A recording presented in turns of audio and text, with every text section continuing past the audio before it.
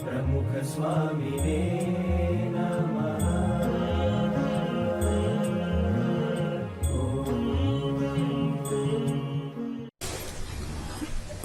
બ્રહ્માંડ સ્વામીને કીર્તન સાંભળ્યું આપણે કે સત્સંગ કર્યા સિવાય જન્મ મરણ મટે નહીં,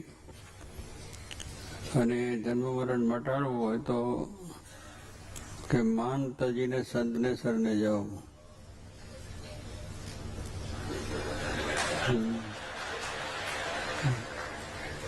બસ મોટી આમ જટા રાખતા હોય, દાઢી રાખતા હોય, ચીપ્યા પછાડતા હોય, ગાજાની ફૂંક મારતા હોય, બમ બમ કાલી વધતા હોય. એટલે આવા જો મળી જાય તો પાછું આપણું જે હતું એ જતું રહે. પણ હવે સાચા સંતની વાત કરે છે કે જો આપણે જન્મ મરણ એ સત્સંગથી ટળે છે, અને એ સત્સંગ પાસે સમાગમ કરો કે માન તજીને. માન એટલું બધું આપણે હોય છે દરેક બાબતમાં નડે છે. બધી વાત અમને વિવેક સ્વામી કરી કેટલું કેટલું આમ થઈ જાય એટલે તરત મનમાં આમ થઈ જાય મને આમ ના કર્યું, મને આમ ના કર્યું, અને પછી સત્સંગમાં પાછો અભાવ પણ કરે. મહારાજે જેટલી સ્તુતિ કરી હોય અને સેવા કરી હોય એનાથી જો એનો અભાવ થઈ ગયો અને શું થયો તો એટલો બધો પાછો દ્રોહે કરે. તેને એટલું કરતા નિરાશ ના થાય. આપણે વાત કરીએ છીએ કે જીજાવદરના દરબાર હતા અલૈયા ખાચર, બહુ સારા ભક્ત, અને મારાને વિશે નિષ્ઠા સમજણ બધું બહુ પાકું હતું. મારાને સાક્ષાત ભગવાન જ અક્ષર માર્યા, અને એવો સત્સંગ તને પાછા કથા વાર્તા એ પણ બહુ સારી કરે. મહારાજની આજ્ઞાથી ત્યાં 2000 માણસને સત્સંગ કરાયેલો, મહારાજને વિશે જોડેલા એવા એ ભક્ત હતા. એ તો કેટલી બધી નિષ્ઠા હોય, જ્યારે હોય ત્યારે જ બીજા અમને આપણે નિષ્ઠા કરાવી શકીએ ને. તો એવી રીતે એમની નિષ્ઠાથી બધાને સત્સંગ કરાયો, બધું થયું. પણ સ્વામી કહે છે અંદરથી માનનો કાંટો ગયેલો નહીં. બધું કર્યું, બધું ખરેખર સારું કર્યું બધું. પછી મહારાજે સહેજ કંઈ કાઠી દરબાર બધા સાથે તે રમૂજ કરી, ને રમૂજની અંદર એને જરા મસ્કરી જેવું લાગ્યું. એટલે એકદમ થયું કે હું આવો મોટો દરબાર ને આ બધા વચ્ચે મને આવી રીતે મહારાજે કર્યું, એ અપમાન જેવું લાગ્યું. એટલે ત્યાંથી નીકળીને ઘર ભેગા જતા રહ્યા. આજ નીકળીને કાલનો દાડો પછી કે આપણે મહારાજ તો આવી રીતના છે એટલે ભગવાન કહેવાય જ નહીં, એવું પાછું આખું ફરી ગયું. મહારાજને દર્શને ન જવું, એની વાત ન કરી, બધું નક્કી કીધું. ગામને પાદર બેસે, ગામને ત્યાં જીંજાવદર એમનો દરબાર હતો, અને ત્યાંથી સારંગપુરથી ગઢડા જવાનો રસ્તો. તે દરરોજ ત્યાં બેઠેલા હોય અને સારંગપુરથી ગઢડા જતા હોય હરિભક્તો, એને બોલાવીને વાત કરે કે ક્યાં જાઓ છો? તો ગઢડા તો કાંઈ નથી, એ તો ધતિંગ છે, સ્વામિનારાયણમાં કંઈ નથી, સ્વામિનારાયણ તો લોકોને છેતરે છે, ધંભી છે, ફળાનું છે, એવી કરીને અભાવ નાખે. કારણ કે પાછા ઘર ભેગા થઈ જાઓ, અહીં જવાની કોઈ જરૂર નથી. એવા કેટલાને ગાળ્યા આપો. હજારોને એમને પાછા પાડી દીધા કે જે હજારોને સત્સંગ કરાયો એને બદલે એટલા બધા પાછા પાડ્યા, તોય જીવમાંથી પેલો ના ગયું, અને એ ચાલ્યા જ ગયું. મહારાજને ખબર પડી કે દરબાર છે આવી બધી વાતો કરે છે. મહારાજ કહ્યું કે આપણે પાદર નીકળવું જ નહીં, જીજાવદર પાદર 2 ગૌ ભલે ફરવું પડે તો ફરી ગઢડા આવવું, પણ એ નીકળવું નહીં. મહારાજને બંધી કરવાની પડી. કારણ કે મંડ્યા એટલે પછી એ તો બધું થાય. કહેવાનું શું છે કે આ સત્સંગ એટલે જે ગુણાતીતાન સ્વામી જેવા સંત મળ્યા હોય અને એનો સમાગમ પહેલો બરોબર કર્યો તો માન જાય, અને પછી આપણામાં આવો મહિમાનો અને બ્રહ્મભાવનો બધો વિચાર થાય, પછી સત્સંગમાં પડાય નહીં. પેલું સીધે સીધું જ્ઞાન થઈ ગયેલું અને જ્ઞાન બધું કરતા મારા પણ જો એ લાગી ગયું. શું એ માન? બીજું કાંઈ નહોતું, એમનું કંઈ બહુ મોટું લઈ લીધું નહોતું મહારાજે, કંઈ બીજું કંઈ એક્સરસાઇઝ ગમતમાં મારે કાઠી દરબાર બધા ગમતી હોય, અને એમાં આ બધી વાતમાં વાત થઈ ગઈ. પણ કહું છું ઠેઠ સુધી મારાનો અભાવ આવ્યો, હજારોનો ભાવ ગાલ્યો, અને મારાને પણ મના કરવી પડે કે એને પાદર જશો નહીં. કારણ એનો પછી આપણે કંઈ ઉતરું થયું ને એની લાડ જેને આવે ને એને અડકવા લાગે, એ પાછું હું કરતો ફરતો એમ જેને અભાવ આવ્યો ને એમાં પછી બધા વાત કરતો ગયા ને બધું આવું છે ને તેવું છે ને કશું નહીં, ઠીક છે, બધું ચાલે છે એમ કરીને માણસને પાછા પાડે. એટલે એ માન છે એ મોટો શત્રુ છે. અને માને કરીને કેટલા પડ્યા પણ છે અને એને લઈને દુઃખ પણ ઉત્પન્ન થાય. એટલે સંતનો સમાગમ કરો માન તજભાઈ એક કીર્તનમાં એ છે કે ભગવાન ભજવાશે તો પેલું માન મૂક તો જ ભગવાન ભજાશે. માનશો તો ભગવાન ભજીશ તો ઘણા પ્રશ્નો અને ઘણી મુશ્કેલીઓ અને પછી સત્સંગમાં દરેકનો અભાવ ઉભું જ આવ્યા કરે છે. એટલે અહીંયા કહ્યું કે સત્સંગ વિના આપણે કોઈ દિવસ જન્મ મરણ ટળતું નથી. જન્મ મરણ રહિત થવું હોય તો એવા સાચા સંત મળે તેનો સમાગમ કરીએ તો જ પછી આપણું માન ટળે. અને માન ટળે પછી આપણને ભગવાન ભજવાનું સુખ બીજું ત્રીજું આવે છે.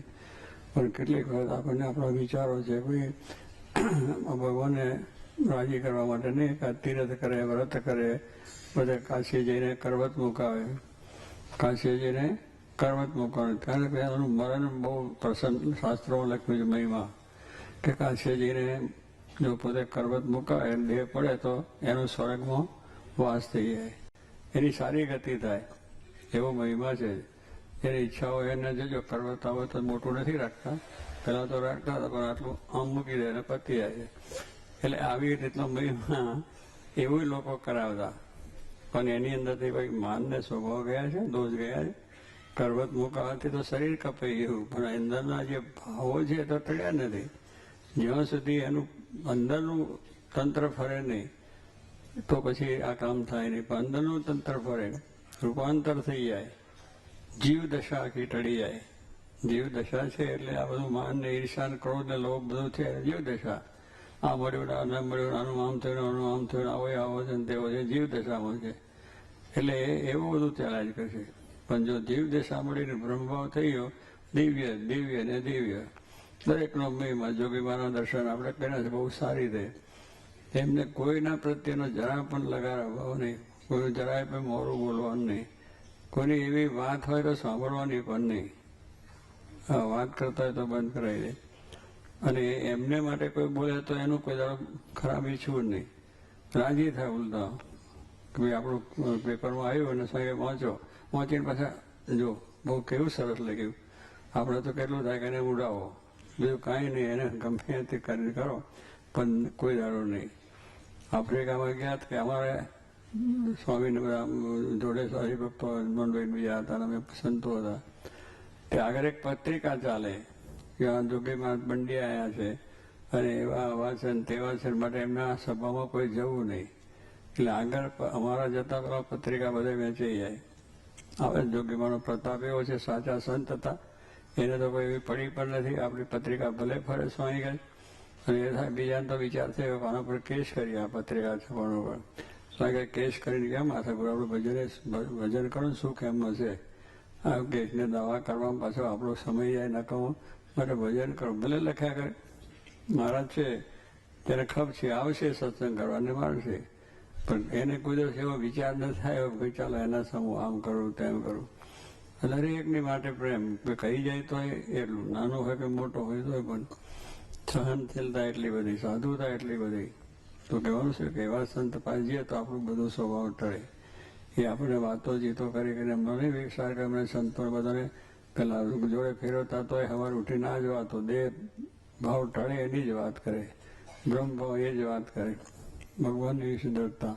કારણ કે એમને એ જ થઈ ગયેલું હતું એટલે એ જ એમને આપવું હતું. આ ભેગા ફેરવીને કરીને કરવાનું શું કે ભાઈ આ ટળે, જીવ ભાવ ટળે ને બ્રહ્મ ભાવ થાય ને મહિમા સમજાય તો કામ થાય. એટલે અહીંયા આગળ આપણે કહે છે કે જન્મ મરણ ક્યારે કે એવા સંતને સમાગમ કરીએ તો આપણું આ ટકરાવો મટી જાય, નકર ચાલ્યા જ કરશે. એનો કંઈ અંતાવો નથી. કાશી ગયા કે પછી મથુરા ગયા કે હરિદ્વાર ગયા કે ઋષિ ગયા કે જગન્નાથપુરી ગયા, બધે ગમે ત્યાં જાઓ પણ ભાવ જ્યાં સુધી ટળ્યો નથી ત્યાં સુધી બધું નકામ હોય. અને એ જો દેહ ભાવ જીવ ભાવ ટળી ગયો તો પછી કંઈ બીજે જવાની જરૂર નથી. અઠે દ્વારકા આપણને મળ્યા છે જોગી મહારાજ, શાસ્ત્રી મહારાજ જેવા સંત મળ્યા છે, ગુણાતીત સંત. પછી આપણી અઠે દ્વારકા થઈ ગયું, પછી બીજે જવાનું મન જ થાય નહીં, બીજો વિચાર પણ ના આવે. અને જવાને થાય પણ તો એની વિશેષતા ના લાગે કે ભાઈ આપણે થોડું રહી ગયું હતું એટલે યાત્રા કરી. કરવું હોય યાત્રા કરવાનું છે, એમાં કોઈ નિષેધ નથી ગઈ. અમારાની આજ્ઞા છે કે યાત્રા કરવી બધે, એટલે જવું યાત્રા કરવી. બીજું તો પણ એની મહત્તા ના હું યાત્રામાં મને આ થયું તે ભગવાનને પ્રતાપે થયું ને આવા સંતના સમાગમથી એ મહિમા સમજ્યો. તો કહેવાનું એ બધી વસ્તુની અંદર આપણે એમ થઈ અને કેની મહત્તા. કેટલાક તો હું આરોટે છું ગબડ યાત્રા કરે છે, એના જોયા છે બાવાઓ બીજા ત્યાં કે એનાથી એમ કે આપણું સ્વર્ગ થઈ જાય. ગબડ યાત્રા કરે પણ એની ગબડ યાત્રા ક્યાં નીકળી? મહી અંધારું છે એનું શું કરજો? એ પાછું થશે. કોઈ ગબડ યાત્રા કરતો જરા કહો કે તો ઊભો થઈને લાફો મારે. તારે ગબડ યાત્રાનું શું કામ છે? પેલા માર્યો શબ્દ લાગી ગયો તો તારી ગબડ યાત્રાના કામ છે. એટલે ગબડ યાત્રા કરવાથી કંઈ થતું નથી. લોકો કરે છે એનો પ્રયત્ન કે આમ તેમ, પણ આ મૂળ વસ્તુ છે કે આપણે જો જીવ ભાવ ટાળવો છે, માન ટાળવું છે, તો એ સંતના સમાગમથી થાય. સંત મળે તો જ આપણે થાય. અને પછી યોગ પણ સાધે છે બધા ઘણા માણસો યોગની અંદર છે. અત્યારે તો યોગાનું ખૂબ ચાલ્યું છે. પણ એ શું ઘડી બેસે તે ત્યાં લાગે શાંત થાય, જરા ભગવાનનું ધ્યાન કરે થાય, પણ કાયમનું કંઈ જતું નથી. શું ઊભું રહે તો બહાર નીકળી એટલે પછી આમ થઈ જાય. એ કરવાથી ઘડીક થોડીક ઘણે શાંતિ થાય, વસ્તુ થાય. પણ એ યોગ છે જુદો છે, જે આપણે શાસ્ત્રો લખ્યો છે. અને એ યોગને પહોંચી જાય તો મોટું કામ થઈ જાય. પણ એ યોગ પૂરો ક્યાંથી થાય? એવા પુરુષ મળે તો જ. બાકી તો એ પાછું કરીએ તો એમાંથી બીજું થઈ જાય. અને સાચા મળે તો શાંતિ થઈ જાય. આપણે શાસ્ત્રીમાના વખતમાં ભાવનગરના જગજીવનભાઈ માસ્તર હતા, બ્રાહ્મણ, અને એ પ્રમાણે એમને મનમાં બહુ સાત્વિક બહુ હતા, એકદમ સાત્વિક કહ્યું. એટલે કંઈ વાંચે બધું એમાં યોગની વાત કે કેમ ના માનો કે મારે યોગ સાધ હોય. એ સાધવા માટે એમને કોઈ તપાસ કરી. ત્યારે એક ઠેકાણે એક માણસ મળે કાંઈ યોગ સદાવે છે, નાયકા કંઈ કામ છે ત્યાં ગયા હતા. એ યોગ સાધ્યો અને સાધતા પછી કુંડળીઓનું બધું કરવું પડે ને, એમાંથી પછી કુંડલી આમને ભલે આમ ફરી ગઈ, ઊંધી ફરી ગઈ, એટલે થઈ ગયું. એટલે શું થયું કે એમાં સાધતા બળતરા ઉપડી. બળતરા ઉપડી એટલે શરીરમાં રહેવાય ને એટલી બધી બળતરા થયા જ કરે. બધા થયા, ખાવે પીવે, ઊંઘમાં બીએ, બધે બળતરા થઈ, બહુ દુઃખી થઈ ગયા યોગ સાધનામાં. કારણ કે પેલા મહાત્મા જે મળ્યા છે ને એને એટલો બધો સાધેલો નહીં. આ તો એમને જાણ્યું કે સારો છે, સાધવા બેઠી ગયા. એટલે એમ બળતરા ઉપડી. પછી કેટલો મહિનો 2 મહિના એવું થયું. પછી બધા ઘણાને પૂછ્યું, કોઈ બાવાને બીજા અંતિજાન દવાઓ બવાઓ કરી, પણ કંઈ થયું નહીં. પછી કોઈ કોઈ મળી ગયા આપણા સત્સંગી, એમણે કહ્યું આ શાસ્ત્રી મહારાજ બહુ મોટા પુરુષ છે અને એમના દર્શન કરો તમારું કામ થઈ જાય. શાસ્ત્રી મહારાજ દર્શને આવ્યા. શાસ્ત્રી મહારાજને બેસીને વાત કરી કે આવું આ માસ્ટર સાહેબને થયું છે, બળતરા છે ને કંઈ શાંતિ થતી નથી. એ શું થાય કે એ તો યોગ સાધે છે અને આવી રીતે બધું કર્યું, એમાંથી આ બળતરા થઈ. શાસ્ત્રી મહારાજે એમને વાત કરી કે બધી વાતને મૂકી દો અને ભગવાન સ્વામિનારાયણનો આશરો કરો, ભગવાન સ્વામિનારાયણની માળા કરો, એટલે તમને બધી શાંતિ થઈ જશે. આ વાત કરી અને કંઠી પહેરી લીધી. બ્રાહ્મણને પાછા શૈવી કહેવાય એટલે કંઠી પહેરવી અઠર પડે. થોડું દુઃખ હતું એટલે પહેર્યું. પણ પહેર્યું પણ સાથે એને મહિમા પણ એવો થયો કે પહેરી પછી સ્વામીએ કહ્યું એ પ્રમાણે દરરોજ મહારાજની માળા કરે, પ્રાર્થના કરે, બીજું ત્રીજું કરે, બધી બળતરા બેસી ગઈ. બળતરા બાદથી થઈ નહીં. અને અત્યારે માસ્તરે પછી સત્સંગ કરાવે એના કુટુંબમાં એના દીકરા અને એમના દીકરીઓ અને એમના જમાઈઓ બધાને સત્સંગ કરાવ્યો. અત્યારે બધા સત્સંગી થઈ ગયા. આખું કેટલું 50 કુટુંબો છે, પણ બધાને સત્સંગ થયો. કે દરેકને આ વાત થઈ ગઈ. અને કુબેરભાઈ માસ્તરમાં, અરે કુબેરભાઈ આપણા પટેલ હતા ત્યાં બાપુજી ભાવનગરમાં સત્સંગી આપણા એક શાસ્ત્રીમાનો બહુ મોટો પ્રતાપ. આ બ્રાહ્મણોને આ બધો સત્સંગ કરાયો અને સ્વામિનારાયણની માળા કરતા કર્યા. એટલે એવું કહેવાનું શું છે કે આવો યોગ સાધનો આવું થાય. એટલે યોગ સાધવાનો કંઈ નથી. તમારો દેહ ભાવ ટળ્યો એટલે યોગ મોટો સજાઈ ગયો. મોટા પુરુષ મળ્યા એમાં આત્મબુદ્ધિ થઈ ગઈ. એ જ વસ્તુ છે ને મહારાજે વર્તમાનમાં કહ્યું કે સત્પુરુષને વિશે દ્રઢ પ્રીતિ એ આત્મદર્શનનું સાધન. જે તમે યોગ સાધીને દર્શન કરવાની વાત કરો છો આત્મા પરમાત્માની, એ સત્પુરુષને વિશે આત્મબુદ્ધિ કરો, એ જ કરો, દ્રઢ એ જ કરો. અને એને વિશે કોઈ મનુષ્ય ભાવ નહીં, એના વિશે કોઈ દોષ નહીં, કંઈ નહીં, દિવ્યતા સમજીને આત્મબુદ્ધિ કરો બસ. એ આત્મબુદ્ધિ એમાં થઈ ગઈ તો ભગવાન પોતાના આત્માનું દર્શન એમનાથી થાય. સત્પુરુષની જેટલી આજ્ઞા પડે એટલું આત્મદર્શન. અત્યારે તમે બધા અહીંયા આવીને બેઠા છો રવિવારની સભા, જોગીબાની આજ્ઞા છે પાડી તો અત્યારે તમે ભ્રમરો ત્યારે ઘર બહારનો ધંધો મૂકીને આવ્યા, તમારું બધું સંસારનું કામ મૂકીને આવ્યા છે અને છે બધું, પણ શું બધું મૂકી દીધું અત્યારે એક કથા વાર્તા. આટલી જોગીબાની આજ્ઞા છે એ બરોબર. સત્પુરુષની જેટલી આજ્ઞા પડે એટલું જ. અત્યારે પછી ઘરે તો વર્ગ છે પણ આમ કરતા કરતા કરતા પેલું નીકળી જશે.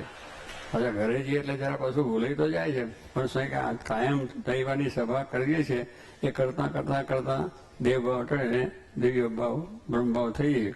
સત્પુરુષ છે એટલે કહ્યું પ્રીતિ એ આત્મદર્શનનું સાધન છે અને ભગવાનનું સાક્ષાત દર્શન પણ એ સાધન છે.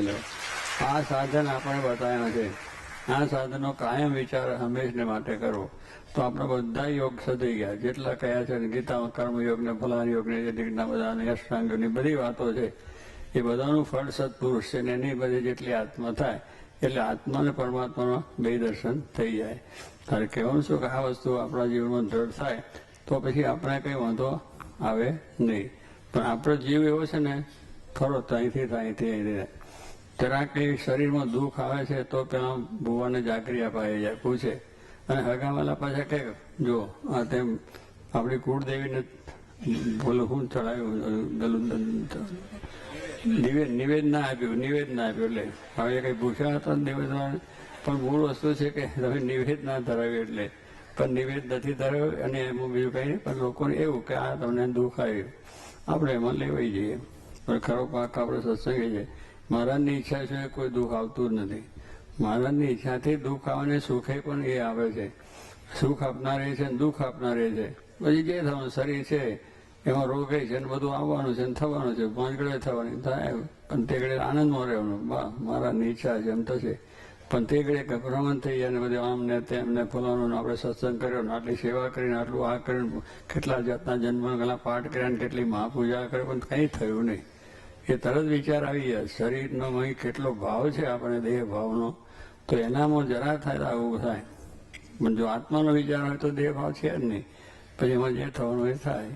એ ડરતા હોય તો સુખ્યા હંમેશા માટે રહેવાય અને કોઈ જાતનો વાંધો આવે નહીં. તો એટલા માટે સ્વામી આપણે મહારાજને વિશેની આવી નિષ્ઠા છે તો એ પ્રમાણે યોગ સદયોગ અને અસદયોગ યોગ આપણે સાધવાનો છે. યોગી મારા વિશે આત્મબોધિ થાય યોગ, એ યોગ સધી ગયો પૂરેપૂરો. એ પ્રીતિ તળવી ના જોઈએ, એને વિશે મનુષ્ય ભાવ હોવો જોઈએ, એને વિશે દિવ્ય ભાવ અખંડ એ ભગવાનનું સ્વરૂપ સાક્ષાત નિર્દોષ છે. માયા નથી, જગત નથી, પ્રપંચ નથી, કઈ એ છે જે બોલે છે ચાલે છે બે છે ઉઠે બધું એ. પણ એ જ દિવ્ય ભાવમાં જાય આગું પાછું થાય તો પછી પાછું આપણું આવે બધું બીજું ભલભ્રુમ અહીં અંદર આવે. પણ પેસવા ના દેવું એટલે પછી ત્યાંથી જ રોકી નાખવાનું. બસ બોર્ડર આગળ આવે તો ત્યાંથી બોર્ડરમાંથી જ પાછા વાળી દેવાના, કંઈ આવશો જ નહીં. પણ હા તો પહેલાં જરા પેટ દુખ્યું એને પછી મૂકે ખરું કંઈક થયું, કંઈ આમ થયું પછી લાવો ભૂવાને જાગરિયા ને પીર ને ફકીર ને બધાને દેન તેન કરવા માંડી પડે. ભગવાનનું નામ લ્યો. આપણે મહારાજે કહ્યું જન્મગલા પાઠ કરો, આપણે તુલસી મહારાજની માળા ફેરવો. ભગવાનના નામથી જ બધું જવાનું છે. ભૂવો શું કહે છે કે તમે આમ કરો, નિવેદ ધરવાનું પણ અને બ્રાહ્મણની પાસે જશો ત્યારે કે તમને આ ગ્રહ નડે છે, ગુરુ નડે છે. એટલે ગુરુ કોઈ નડતો હોય છે પણ ગુરુ નડે. પેલો ગુરુ હતા અમારા ચંદ્રકાંત ત્રિવેદી હતા આપણા, તમે બધા એ તો જાણો છો, દૈના બેંકના મેનેજર. એને એક આવો આવી ગયો જ્યોતિષી કે તમને આ જાતનો ગ્રહ નડે છે ગુરુનો, માટે ગુરુની વીંટી પહેરો તમે. તે વીંટી એમને પેલો કે મને તો કંઈ જરૂર નથી, મને તો ગુરુ મળી ગયા, હાજર ગુરુ છે, પણ ના કાંઈ નડશે ગુરુ તમને. એટલે એની મેં તે કરીને લાઈન પહેરાઈ. તે ગુરુ લઈને જોઈ મારી પાસે આવ્યા તો કે મને પેલા બ્રાહ્મણે કહ્યું કે ગુરુ નડે છે જોડે, એટલે વીંટી કરી જા વીંટી લ્યો તમને આપી દીધી. ગુરુને આપી દીધી. ગુરુને સાધુ રાજી કરવા તો ગુરુને આપી દીધી. મારે ગુરુ રાજી થયા, મારો બધો ગુરુ ગ્રહ જતો રહ્યો. એટલે કેટલાને એવું છે, કેટલાને શનિ આવી ગયા છે. શનિ છે ને શનિની વીંટી કરાવ. અને પછી કેટલી કિંમતી પાછી 15 રૂપિયાની વીંટી ના ચાલે, એમાં નંગ એવું મોટું જોઈએ. એ પૈસા ખર્ચીને શનિની અમારા ઘણા વખત વાર કરે છે કે એક જણને એવું શનિની વાત થઈ અને શનિને માટે વીંટી પહેરો, નંગ પહેરો. એટલે પછી એને શું થયું, બિચારો ગરીબ માણસ હતો, એટલે કોકની પાસેથી 50-100 રૂપિયા લઈ અને સોનીને જઈને વાત કરી કે અમારે વીંટી કરી આપે. એને વીંટી કરી આપી અને 100 રૂપિયા લેવાના હતા, લીધા. હવે એ તો એની પછી ઉઘરણી માગે, પેલા વીંટી તો કરી આપી, લઈ આવ્યા. પછી ચાલ્યું થોડો 10-15 બધું થયું, પણ પેલું દુઃખ તો ચાલુ ને ચાલુ રહ્યું. પછી એ દુઃખ તો બિચારાને ચાલ્યા કરે. પછી 15-20 દિવસ થયું એટલે પેલા સોનીને થયું એટલે આપણો પૈસા તો આપતો નથી, ઉઘરણી ચાલુ થઈ. એટલે એ પછી ઉઘરણી દરરોજ આવીને ઉભો રહે, મારા પૈસા લાય, મારા પૈસા લાય. પેલા તો 2 દુઃખ થયું પાછું. એટલે પછી પૂછ્યું કે ભાઈ કેમ છે, હવે બધું શનિનો ગ્રહ ગયો? કે શનિનો ગ્રહ તો બેઠો છે, પણ સોનીનો પાછો ગ્રહ આવ્યો. એટલે પાછું એ કાયમ ટોર્ચિંગ કરે છે, મારા પૈસા લે, મારા પૈસા લે. એટલે આ 2 દુઃખ આવ્યું. એટલે એ બધું મૂકી દેવાનું.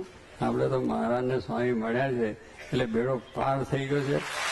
કોઈ જાતની શંકા રાખે જેવા અલમસ્ત કરે હોય એની અંદર, અલમસ્ત થઈને અંદર જ રહેવું. કાંઈ નહીં. એમાં વરબુદા હતા કાનાવાળા, ત્યારે પૂછો ત્યારે કે આજે મારે ઘેર થાય લીલા લહેર, કશું નતું. બિચારો અમેરિકા આફ્રિકા ગઈને આવ્યા ને ધોતિયું પહેરીને આવ્યા અને પેલું પાટલું પહેરીને. કોકે પૂછ્યું કે તમે વરબુદા પૈસા કમાય? અને ખૂબ કમાયો. કે શું સત્સંગ તો થયો ને, જબરજસ્ત સ્વાસ્થ્યમાં જોગાના ગુણ ગયા. અને અહીંથી ધોતિયું પહેરીને ગયો હતો અને પાટલું પહેરીને આવ્યો છે. બધું મૂકવાનું હતું. અમે આ દેહ પડ્યા પછી પણ મૂકવાનું જ હતું. ઈડી એમીને મુકાયું, મૂકવાનું તો છે જ નહીં. એને કોઈ કઈ મુકાયું. ભગવાનના સંત મુકાવાના હતા એને મુકાયું. પણ ભગવાનના સંત મળ્યા છે એનો આનંદ છે. એટલે કહેવાનું એવું આનંદ 24 કલાક આપણે એ આનંદમાં રહેવું છે. એટલે તો વાંધો આવે નહીં ને. સત્સંગો દિવ્યતા ને દિવ્યતા રહે. સહજાનંદ સ્વામી.